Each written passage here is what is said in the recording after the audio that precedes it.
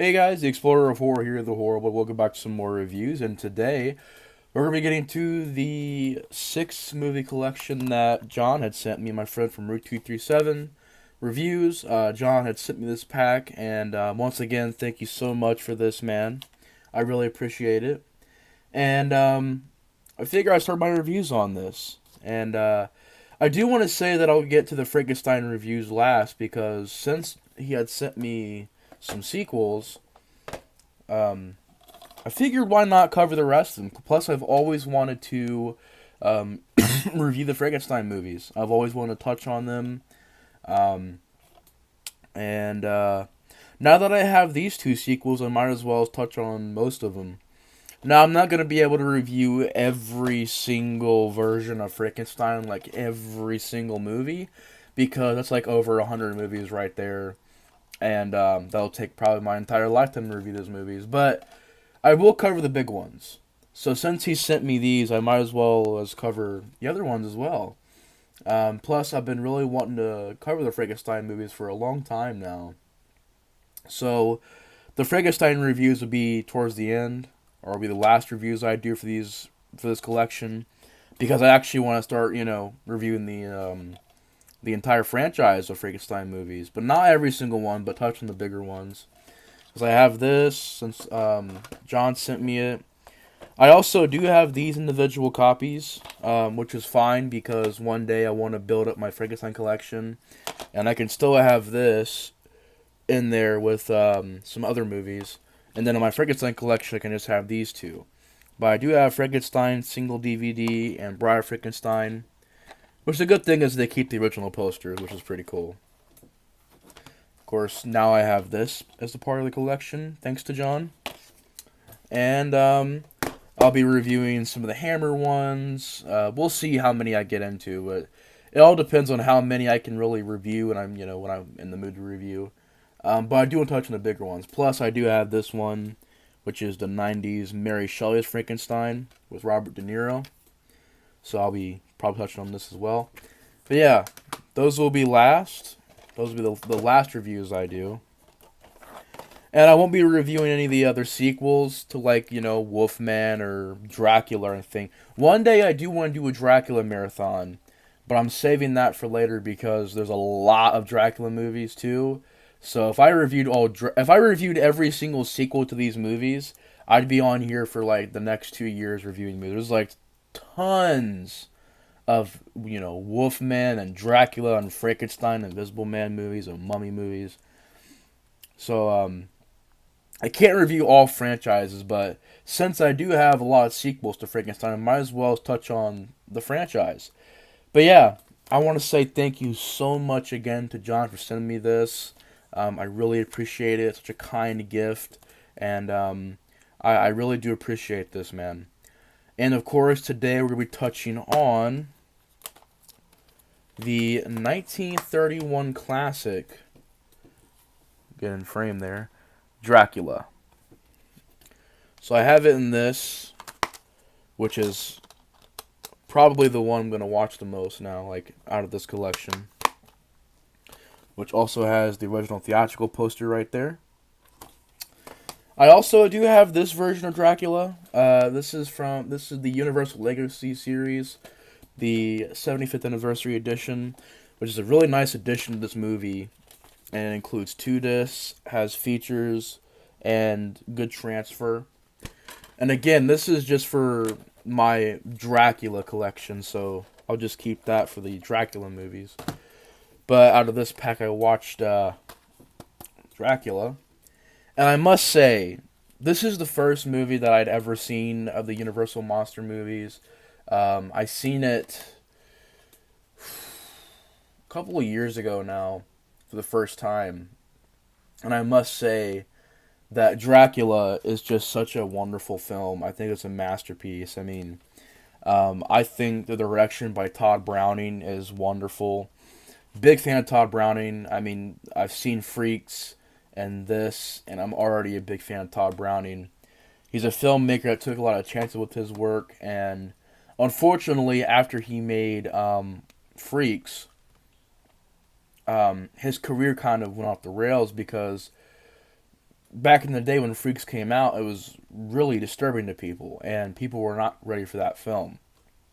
And unfortunately, it got a lot of controversy, and it affected his career a lot. But Todd Browning, great director, just got 7.5 on IMDb. Like I said, came out in 1931, and is based off of the Bram Stoker novel. Now, the novel I have not read, although I did read Mary Shelley's Frankenstein. I did not read the Bram Stoker novel of Dracula. I just never got around to reading it. But I did hear that there are plenty of adaptations of it, and some, like the 90s version of Dracula, is a little bit more faithful, and some others aren't. But this is just a wonderful movie. I think it's a film that does a lot of things right. First of all, I think Bela Lugosi is just an actor that I really get behind. I really like his style of acting. Not only is he a solid actor with dialogue and the way he delivers, and he has a very unique accent, the Hungarian accent, really makes it his own role, but also his physical acting. You know, the acting with his eyes and his, his hands and the way he can stare somebody down. It's just like you buy it. You buy it 100%. I really think his version of Dracula is so solid. I mean, it's an iconic performance. I mean, people still know this image of Dracula to this day. And this movie, I felt, also ran a pretty fast pace. I mean, it's only an hour and 15 minutes long. Very, very fast paced movie. It goes by at a flash. And I think the strongest points of this movie is, of course, Bela Lugosi, which is now one of my favorite actors of all time. And Bela Lugosi is a little bit of an underrated actor. I mean, yeah, he's a big legend and everything, but if you think about it, back in the day, he wasn't really treated with respect back then. I mean, this movie, he kind of barely got the role of Dracula. I mean, he got the role, but he barely got it. They went through so many actors and auditions and so many people to play Dracula. The list just goes on and on and on for people to play Dracula. But they finally just gave it to him, and they were very disrespectful to him about it. I mean, they were telling him he wasn't going to get paid much, and he really, in the first Dracula, didn't get much money. He was just barely in there. I mean, like, he's in the movie a lot, but as far as, because this movie was a pretty successful film, this is the film that kicked off the Universal monster movies, and also kicked off Universal. This is the movie that did it. And these monster movies are a big reason why Universal got so big. And he just never got the credit from the filmmakers, from the studio. I think mainly it was the studio. I don't know. I mean, he just never got. He never got the credit for a lot of the stuff. And I really do respect Bela Lugosi a lot. And that's why I can't wait to get into more of these movies, because you got so many wonderful actors here, like Lon Chaney Jr., Claude Rains, Boris Karloff. I mean, Elsa Lanchester. All these wonderful actors that I can't wait to see their performances in these films. And so, yeah, Bela Lugosi in this movie nails it. I think also the usage of shadows is brilliant in this movie. The very dark and misty atmosphere. You can really feel it come out of the screen. And also, one thing I do love absolutely is the fact that you don't have a musical score in this movie. There's only a beginning theme song and an end song and credits song. There's no music throughout the entire movie. Now, there is a version of this movie with the music still in there, or put in there. It's a new score. But I've heard from many people that it doesn't feel right in there. This movie, I feel it makes it so much more better without the music, because it makes it you're taking it serious, you get into it. It's a lot more heavy on sound effects and dialogue, and I love that. I mean, the fact that there's no musical score makes it so unique, and you don't get that anymore. You would never get that nowadays with a regular Hollywood movie. This is a Hollywood movie. A regular Hollywood movie with, a big actor in there, like Bela Lugosi, who is a big actor, but I don't feel like back then he got a lot of the credit that he deserved. But he is a big actor. He's a legend.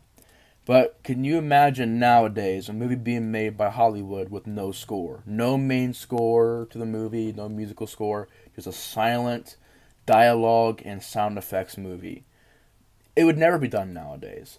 The only time that's done nowadays in Hollywood is like found footage movies or really realistic movies. This isn't really a realistic movie about an undead vampire Nosferatu, but you would never have this done nowadays.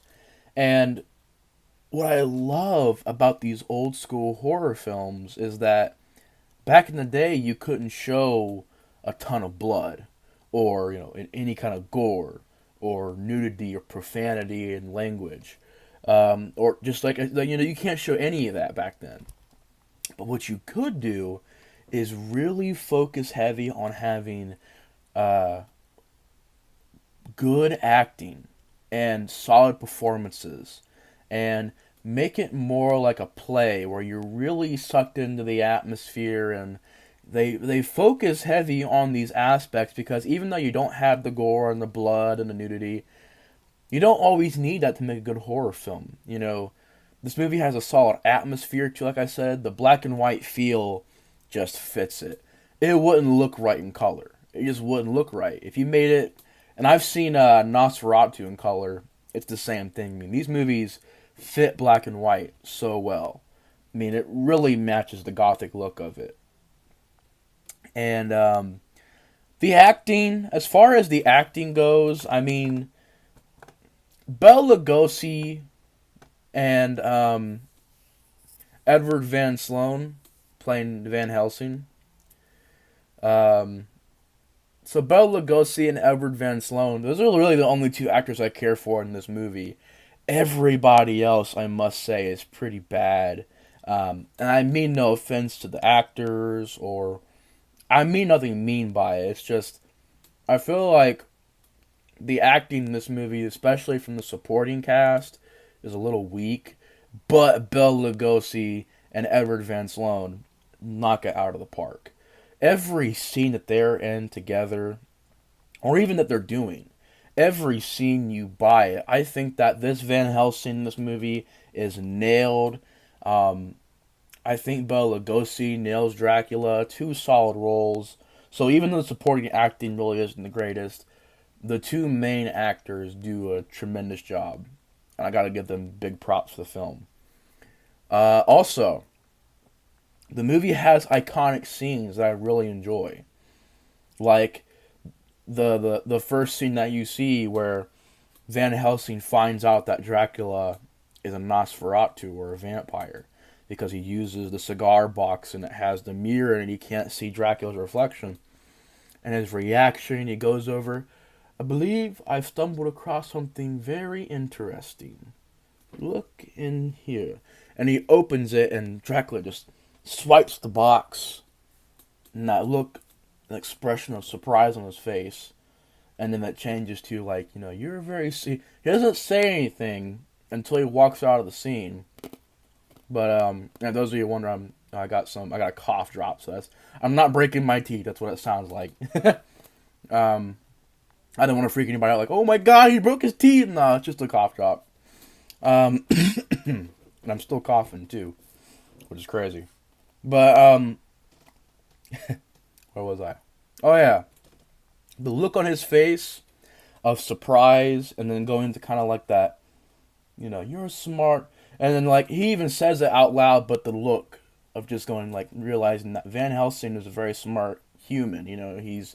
He's not blind to Dracula's tricks and his facade.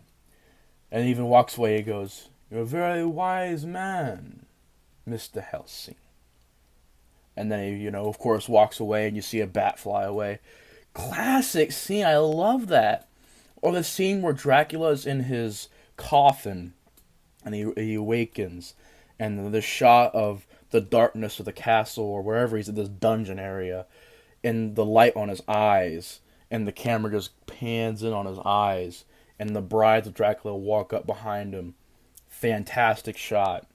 Or pretty much the final confrontation between Dracula and Van Helsing, where Dracula is telling Van Helsing about his plan.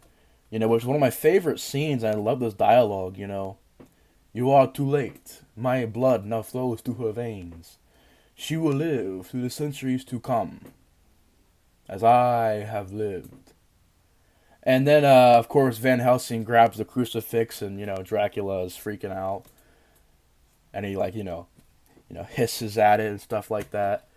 And I love that scene where he's talking to Dracula, and he makes Dracula kind of mad, and Bela Lugosi goes, "Come here," and then Van Helsing has this expression of kind of like this fear in his eyes, and then Bela Lugosi with his eyes, "Come here." I love that. That's just so classic. That's just such a great scene. And of course, the movie ends with, of course, the classic story where Renfield goes to the castle, of course, and gets bitten by Dracula, comes back, and he's all crazy. I almost said Batman. I'm out of it today. Dracula kills the people on that ship. Wants to get this new bride, Mina's character, played by Helen Chandler, and he ends up biting her. And of course, Van Helsing knows that to take out Dracula, they will free the other people from the curse of Dracula. They won't be vampires anymore.